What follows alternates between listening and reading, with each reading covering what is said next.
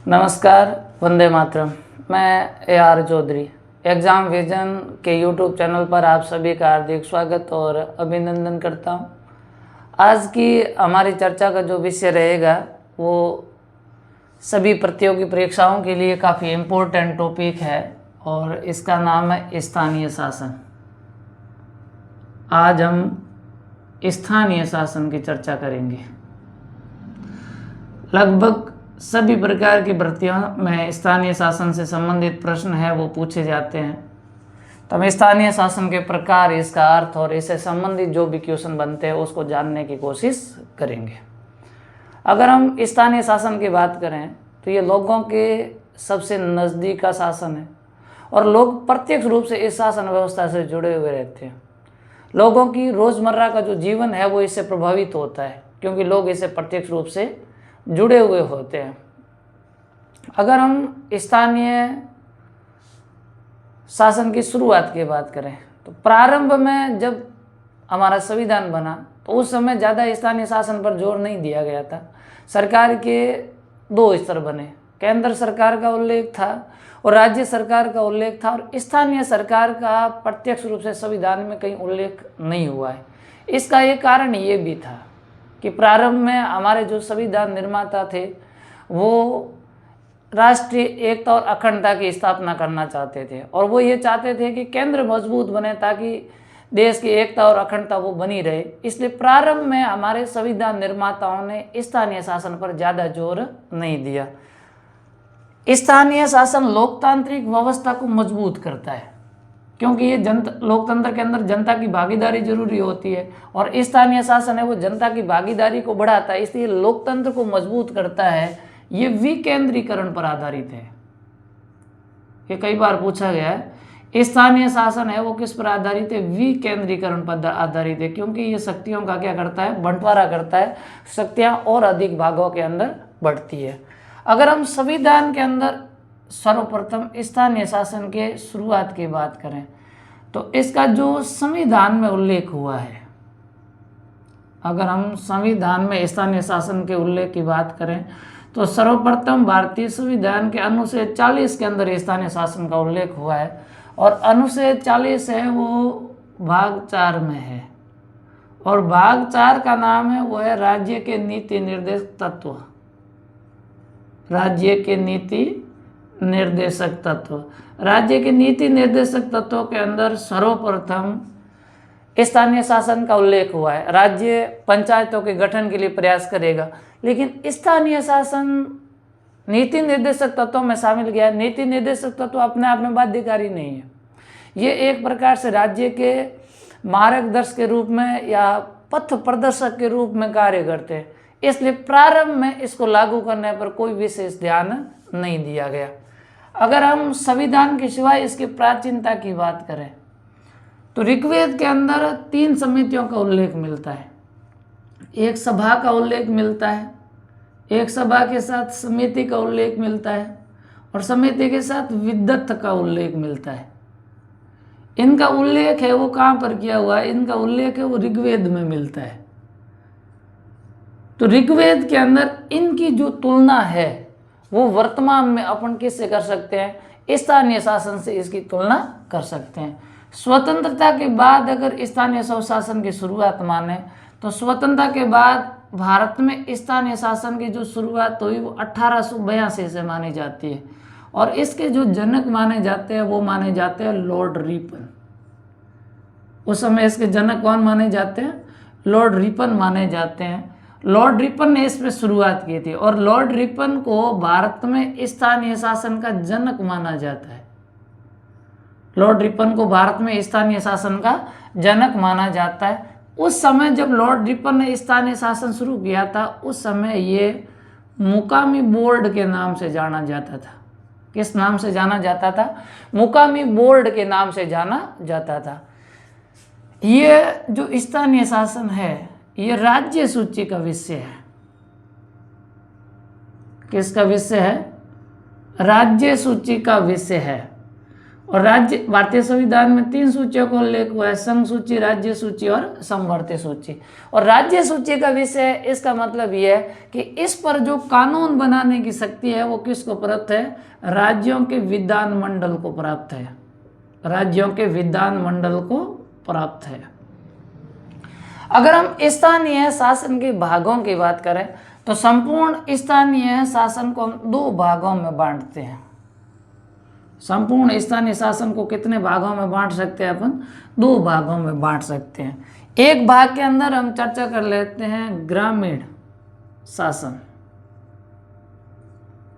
इसको आप ग्रामीण शासन कह दो या आप इसको कह दो पंचायती राज, ग्रामीण शासन या पंचायती राज। और दूसरा आप कह सकते हो शहरी शासन, शहरी शासन कह सकते हो, आप इसको नगरीय शासन भी कह सकते हो। शहरी शासन या नगरीय शासन के नाम से ये जाना जाता है। इसके 2 भाग हैं। हमने प्रारंभ में चर्चा की कि संविधान के अंदर स्थानीय शासन का प्रारंभ में कोई विशेष उल्लेख नहीं था, और इसका कारण भी हमने बताया कि हमारे संविधान निर्माता देश की एकता और अखंडता को मजबूत बनाए रखना चाहते थे, और इसलिए इन्होंने प्रारंभ में संविधान में इस बारे में कोई विशेष प्रयास नहीं किया। हालांकि बाद में 64वां और 65वां संविधान संशोधन लाए गए थे, लेकिन ये पारित नहीं हुए, लागू करने की कोशिश की गई। स्वतंत्रता के बाद भारतीय संविधान में 2 संशोधन हुए, 73वां और 74वां संविधान संशोधन। और 73वें और 74वें संविधान संशोधन के बाद इनको संवैधानिक मान्यता मिल गई। हालांकि लागू करने की कोशिश प्रारंभ में ही हो चुकी थी। अगर हम भारत के अंदर इनकी शुरुआत की बात करें ग्रामीण शासन के, सबसे पहले तो इसकी जो शुरुआत हुई है ग्रामीण शासन की, ये भारत में सबसे पहले 2 अक्टूबर 1959 को राजस्थान के नागौर जिले के बगदरी गांव से इसकी शुरुआत हो गई थी।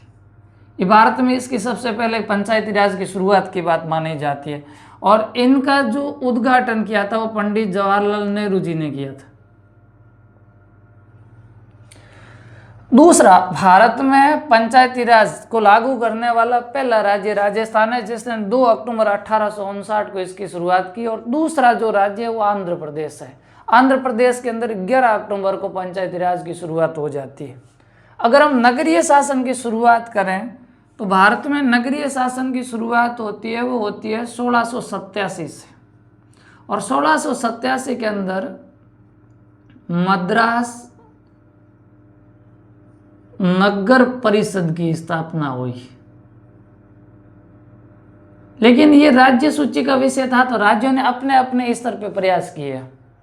अगर इसको संवैधानिक मान्यता की बात करें, सबसे पहले 1952 के अंदर सामुदायिक विकास कार्यक्रम लागू किया गया था, और सामुदायिक विकास कार्यक्रम को लागू करने का उद्देश्य था जनता की भागीदारी को बढ़ाना।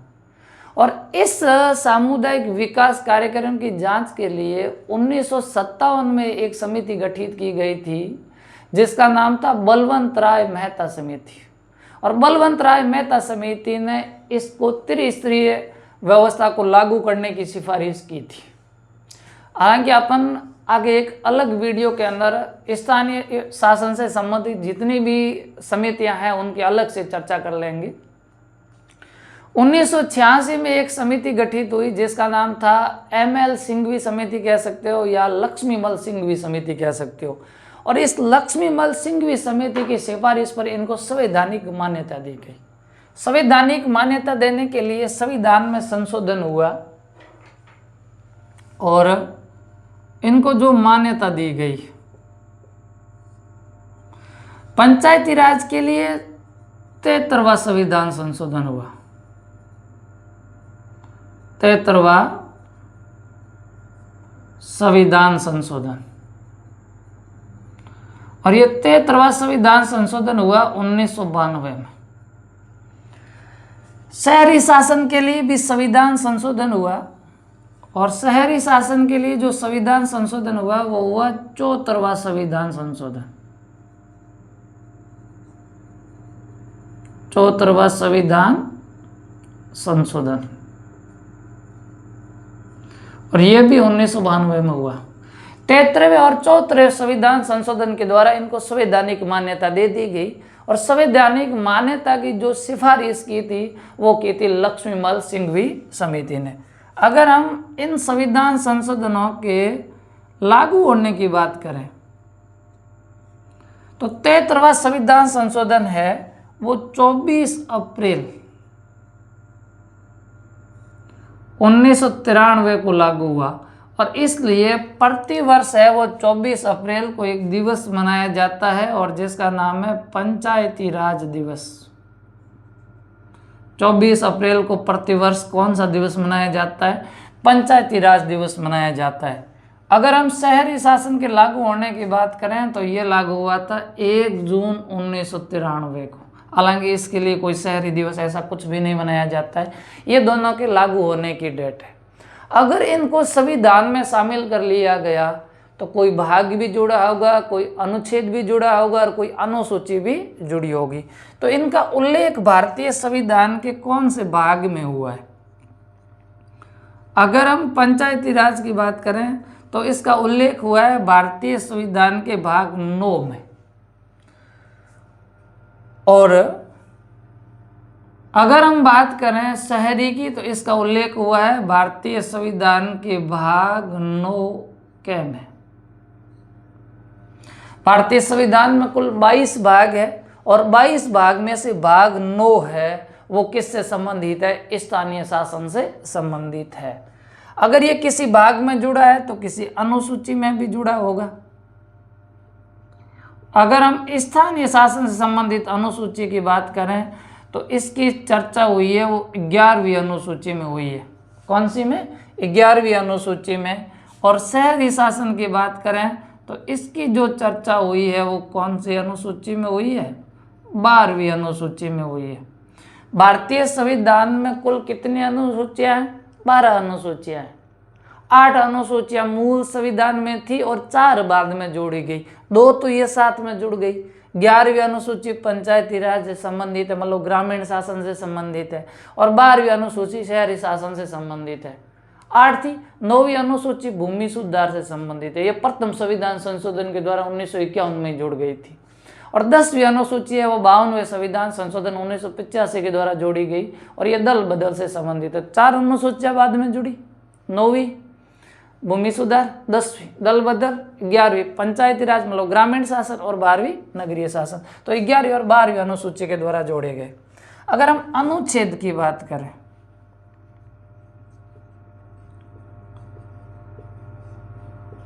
इससे संबंधित जो भी स्थानीय स्वशासन से संबंधित अनुच्छेद है वो एक ही अनुच्छेद है 243, और पंचायती राज है वो 243 ए से शुरू होकर के 243 ओ तक है।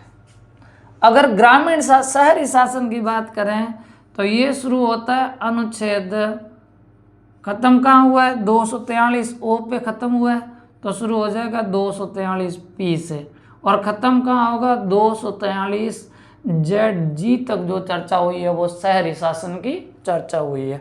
अगर इनको कितने विषय दिए गए जिन पर ये कानून बना सकते हैं, अगर हम विषयों की बात करें तो ग्रामीण शासन को 29 विषय दिए गए हैं। कितने विषय दिए गए हैं?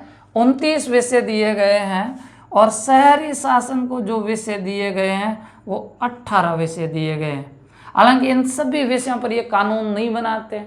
2008 और 9 में स्थानीय शासन से संबंधित एक समिति गठित की गई थी, गुलाब चंद कटारिया समिति, और गुलाब चंद कटारिया ने ये सिफारिश की थी कि पंचायती राज के जो 29 विषय है वो 29 के 29 स्थानीय शासन को दे दिए जाने चाहिए, लेकिन दिए अभी तक नहीं गए हैं। अब अपन थोड़ा सा आगे बढ़ते हैं और अपन दोनों की सारणी अलग अलग बना देते हैं। ग्रामीण शासन को थोड़ा समझते हैं और फिर थोड़ा सा पंचायती राज को समझते हैं, वो बना देते हैं पंचायती राज व्यवस्था को थोड़ा सा समझ लेते हैं। सीखने के लिए सबसे ज़्यादा जरूरी चीज़ होती है वो होता है समय। सीखने में समय लगता है। अगर आप चाहते हो ना कि एक 5 मिनट के अंदर मैं तो सारा का सारा सीख जाऊं, देखो ये कोई डाटा है नहीं कि यूएसबी केबल लगा करके फटाफट सॉफ्टवेयर में अपलोड कर दिया जाए, और आप भी कोई रोबोट है नहीं जो फटाफट अपडेट कर दिया जाए आपको और आप सारा सीख जाओ, ऐसा है नहीं, समय लगेगा। तो जब आप किताब लेके बैठते हो ना तो भाग दौड़ी वाली चीज़ खत्म कर लो, आप आराम से चलो और आराम से सीखने की कोशिश करो। मैंने अगर याद है तो देखो, मैंने चर्चा की थी कि ये त्रिस्तरीय ढांचा है, और त्रिस्तरीय ढांचे की जो सिफारिश की थी बलवंत राय मेहता समिति ने 1957 में की थी।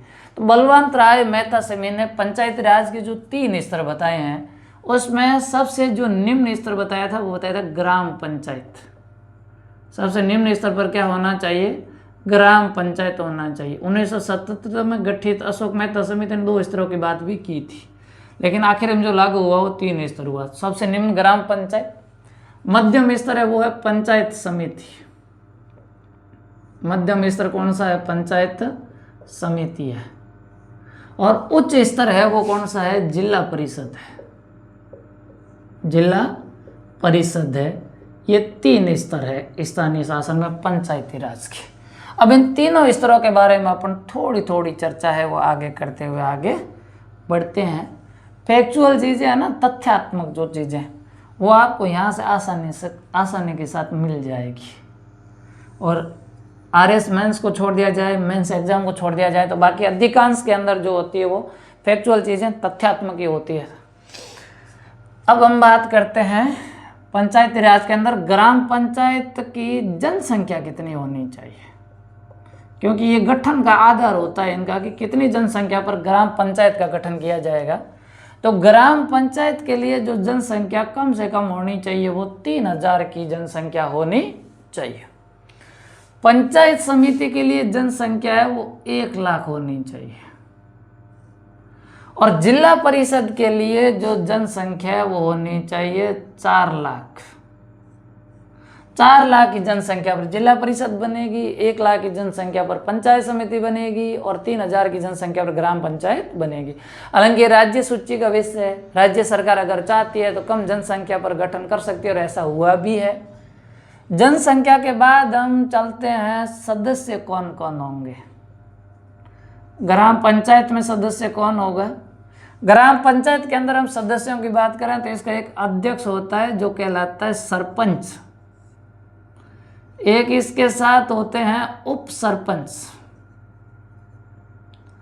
और उप सरपंच के साथ होते हैं वार्ड पंच। ठीक है, वार्ड पंच। पंचायत समिति के अंदर होते हैं प्रधान, जो इसके अध्यक्ष होते हैं पंचायत समिति के। प्रधान के साथ होते हैं उप प्रधान, और इनके साथ होते हैं पंचायत समिति के सदस्य, जिनको हम सामान्यतः डेलीगेट के नाम से जानते हैं। जिला परिषद में इसके अध्यक्ष होते हैं जिला प्रमुख। कौन? जिला प्रमुख। जिला प्रमुख के साथ होते हैं उप जिला प्रमुख,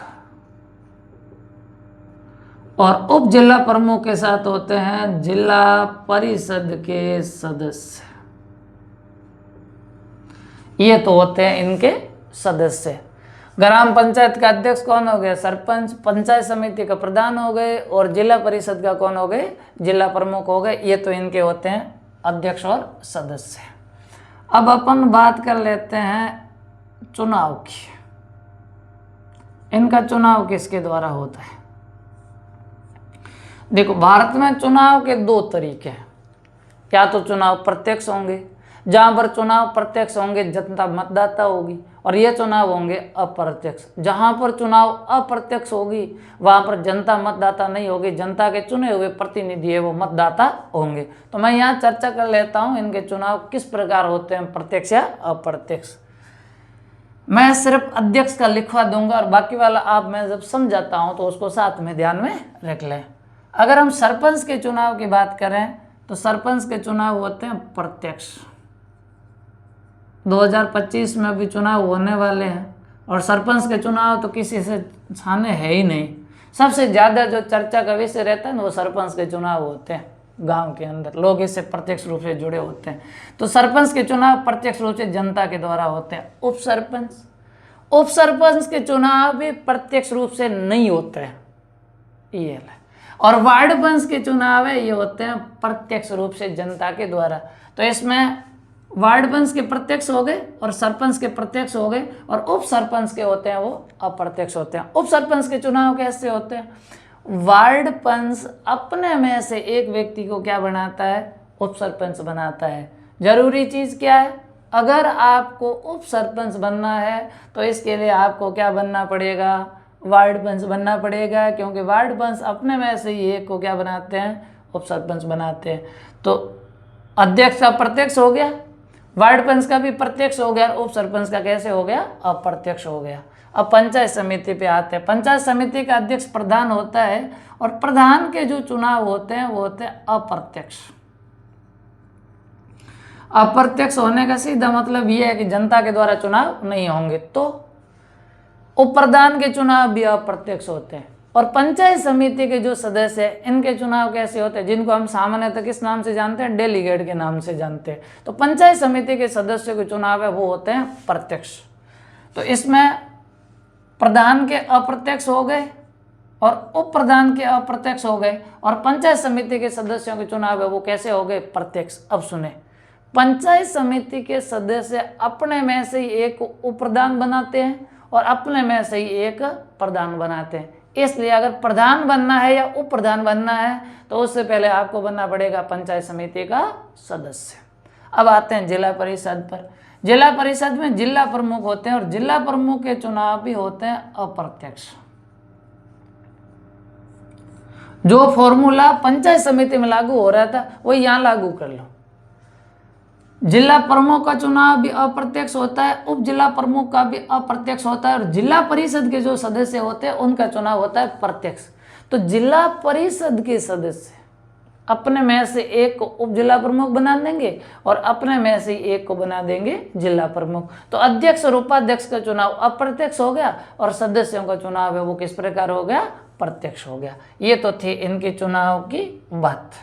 अब चुनाव के बाद हम चर्चा करते हैं सरकारी अधिकारी की। सरकारी अधिकारी, गवर्नमेंट का अधिकारी यहाँ पर कौन होगा? क्योंकि ये सारे राजनीतिक पद है, और राजनीति के साथ साथ प्रशासनिक अधिकारी भी होना चाहिए, क्योंकि वो प्रशासनिक कार्यों का संपादन करेगा। तो गांव के अंदर यानी ग्राम पंचायत के अंदर जो सरकारी अधिकारी होगा वो होगा, अभी वर्तमान में इनका नाम है ग्राम विकास अधिकारी। इनका वर्तमान में नाम क्या है? ग्राम विकास अधिकारी, जिसको हम जानते हैं वीडीओ के नाम से, विलेज डेवलपमेंट ऑफिसर, जो पहले ग्राम सेवक के नाम से या ग्राम सचिव के नाम से जाने जाते थे, वो अभी किस नाम से पद नाम इनका है? वो वीडीओ है। पंचायत समिति का जो सरकारी अधिकारी होगा वो होगा खंड विकास अधिकारी। कौन होंगे? खंड विकास अधिकारी, जिसको आप किस नाम से जान सकते हैं? जिसको हम जानते हैं बीडीओ के नाम से, ब्लॉक डेवलपमेंट ऑफिसर। ये पंचायत समिति का सरकारी अधिकारी होता है। जिला परिषद का जो सरकारी अधिकारी होता है वो होता है मुख्य कार्यकारी अधिकारी। मुख्य कार्यकारी अधिकारी, जिसको हम जानते हैं सीईओ के नाम से, चीफ एग्जीक्यूटिव ऑफिसर, जिसको मुख्य कार्यकारी। ये तीनों जगह ये सरकारी अधिकारी होते हैं। गांव पे कौन? बीडीओ और सीईओ, ये सरकारी अधिकारी होते हैं। अब हम बात करते हैं त्याग पत्र की। हालांकि इनमें से देता ही एक भी नहीं है, लेकिन फिर भी बात कर लेते हैं, कभी देना चाहे तो। सरपंच अगर त्याग पत्र देना चाहे, उप सरपंच अगर त्याग पत्र देना चाहे, और वार्ड पंच अगर त्याग पत्र देना चाहे, तो कौन किसको त्याग पत्र देगा? मैं यहाँ पर अध्यक्ष का लिख देता हूँ और उपाध्यक्ष और सदस्यों का साथ में आपको समझा देता हूँ, याद रख लेना, ठीक है। सरपंच अगर त्याग पत्र देना चाहे तो सरपंच अपना त्याग पत्र बीडीओ को देगा, यानी खंड विकास अधिकारी बीडीओ को सरपंच अपना त्याग पत्र देगा। अगर हम उप सरपंच के त्याग पत्र की बात करें, उप सरपंच भी अपना त्याग पत्र खंड विकास अधिकारी बीडीओ को देगा। और वार्ड पंच भी अपना त्याग पत्र खंड विकास अधिकारी बीडीओ को देगा। मतलब ग्राम पंचायत के सभी राजनीतिक पदाधिकारी अपना त्याग पत्र पंचायत समिति के सरकारी अधिकारी को देंगे, यानी बीडीओ साहब को देंगे। समझ में आ गया। फिर आते हैं अपन प्रधान, उप प्रधान और इन पर।